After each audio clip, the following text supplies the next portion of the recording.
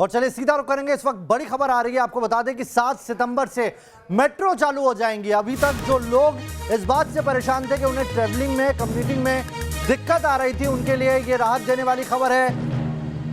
7 तारीख को बताई जा रही है जब से मेट्रो चलेंगी। शर्तों के साथ शुरू होगी देश भर में metro. Cinema hall, swimming pool अभी बंद रहेंगे। वहीं जो जानकारी निकल के आ रही है स्कूल और कॉलेजेस को लेकर, तो उन पर भी फैसला हुआ है, वो अभी भी बंद रहेंगे। लेकिन मेट्रो को लेकर बड़ी खबर आपको बता दें, मेट्रो 7 तारीख से शुरू हो रही है। तारीख दे दी गई है 7 सितंबर, जब से मेट्रो पूरे देश में शर्तों के साथ चालू कर दी जाएगी। ज्यादा जानकारी के साथ हमारे साथ राहुल डबास जुड़ गए हैं। राहुल, नई जो अनलॉक 4 की गाइडलाइन आई है वो क्या कहती है? देखिए नावे 2 तारीख महत्वपूर्ण है अनलॉक 4 को लेकर, एक 7 तारीख और एक 21 तारीख। 7 तारीख को मेट्रो की बात करें, दिल्ली, मुंबई, लखनऊ, जो बड़े बड़े शहर हैं, अहमदाबाद, बेंगलुरु, सबके मेट्रो स्टेशन खुल जाएंगे।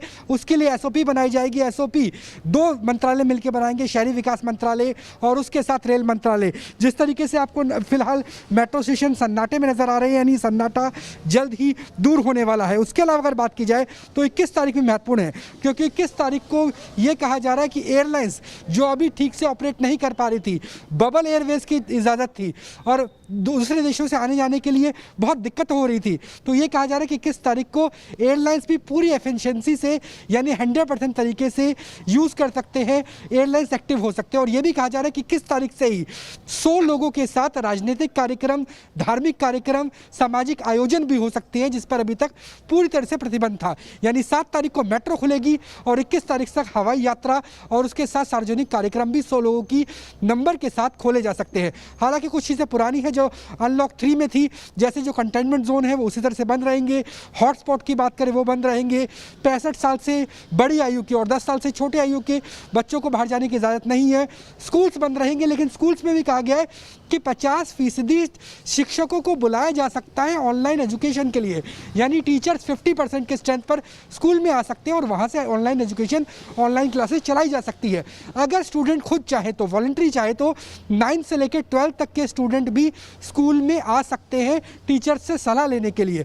तो स्कूल्स को मोटे तौर पे बंद रखा गया है, लेकिन कुछ चीज़ें रियायतों के साथ इस बार अनलॉक 4 में अलग तरीके से नजर आएगी। उसमें जो सबसे बड़ा है वो एयरलाइंस है, मेट्रो है और सार्वजनिक कार्यक्रम है। जी नावेद, ये भी जानकारी निकल के आ रही है राहुल की राज्य अब अपनी तरफ से जो लॉकडाउन लगाने का फैसला था वो नहीं ले पाएंगे। हालांकि पहले भी गृह मंत्रालय से इजाजत लेनी पड़ती थी, लेकिन अब वो ये फैसला खुद नहीं ले सकते। देखिए, लॉकडाउन को लेकर फैसला नहीं ले सकते, कंटेनमेंट जोन को लेकर ले सकते हैं, क्योंकि दोनों ही चीज़ें काफ़ी हद तक क्लियर की गई है अनलॉक 4 को लेकर। इसमें कहा गया कंटेनमेंट जोन की बात करें, हॉटस्पॉट की बात करें, उसका दायरा कितना होगा, कितने दिनों तक रहेगा, इसका फैसला राज्य सरकारों के पास है। या फिर यूँ भी कहें कि जो निकाय हैं, बड़े नगर निगम की बात करें तो उनके पास भी कुछ हद तक ताकत रहेगी, बीएमसी की, एमसीडी की बात करें।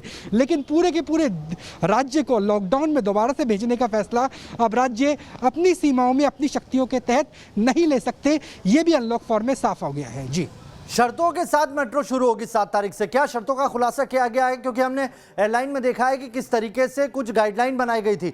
इसमें क्या एहतियात बरतना होगा? क्योंकि एयरलाइन में सीटें फिक्स होती है, मेट्रो में वो दिक्कत बढ़ेगी यहां पर। देखिए, जो शर्तों की बात करें उसकी एसओपी आएगी।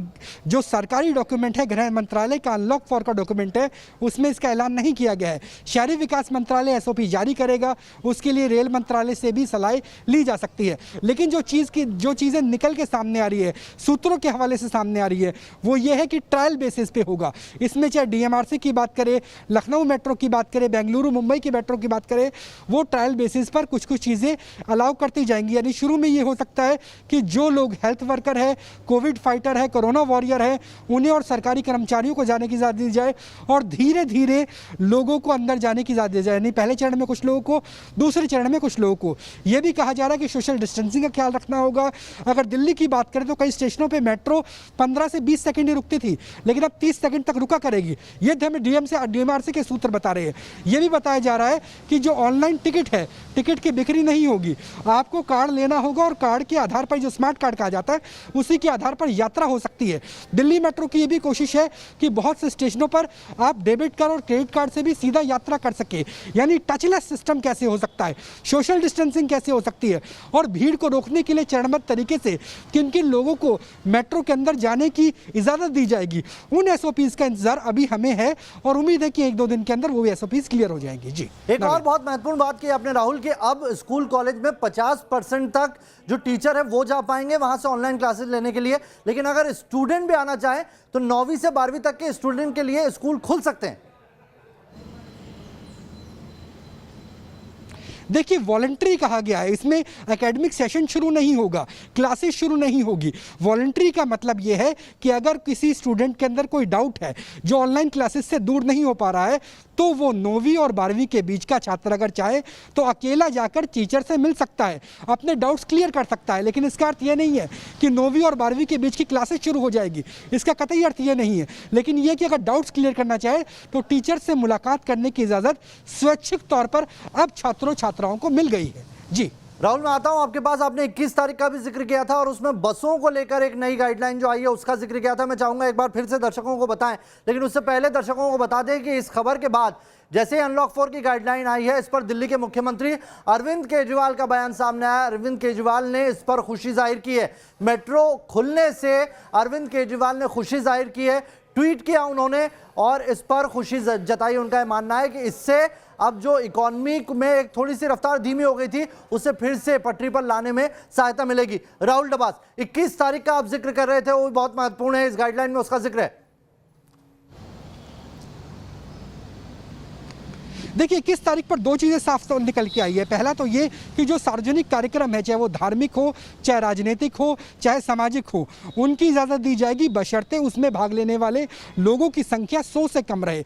यानी अगर कोई राजनीतिक पार्टी एक छोटी सभा करना चाहती है तो 100 लोगों तक को इजाज़त दी जा सकती है। अगर कोई धार्मिक कार्यक्रम है, क्योंकि इसके बाद अगर बात करें तो जिस तरीके से दुर्गा पूजा आ रही है, उसके अलावा दिवाली आ रही है, दशहरा आ रहा है, तो उनके लिए भी 100 लोगों की रहने की इजाज़त एक जगह पर दी जा सकती है, बशर्ते उससे ज़्यादा ना हो और उसमें भी सोशल डिस्टेंसिंग का पालन करना होगा। दूसरी, अगर एयरलाइंस की बात करें तो अभी तक से सिर्फ बैलून सर्विस था, एयर बबल था। एयर बबल का अर्थ है कि भारत से जितने पैसेंजर अमेरिका जा रहे हैं, अमेरिका से भारत आ सकते हैं।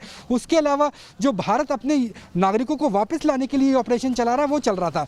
लेकिन अब ये कहा जा रहा है कि 21 तारीख के बाद एयरलाइंस को रेगुलर ऑपरेशन करने की इजाज़त दी जा सकती है। हालांकि उसके लिए भी थोड़ा इंतजार करना होगा, सिविल एविएशन मिनिस्ट्री की तरफ से उसकी भी एसओपी आ जाएगी। लेकिन यह संभव है कि अभी तक जो हवाई यातायात के ऊपर काफी तरह की रोक थी, अब हवाई यातायात लगभग पटरी पर जो उतरता हुआ नजर आएगा 21 तारीख के बाद। जी बहुत बहुत शुक्रिया राहुल आपका तमाम जानकारी के लिए। तो 7 तारीख वो है, 7 सितंबर, जब से मेट्रो पूरे देश में शुरू हो जाएगी। कुछ शर्तों के साथ मेट्रो में यात्रा करने की इजाजत मिल पाएगी अब लोगों को।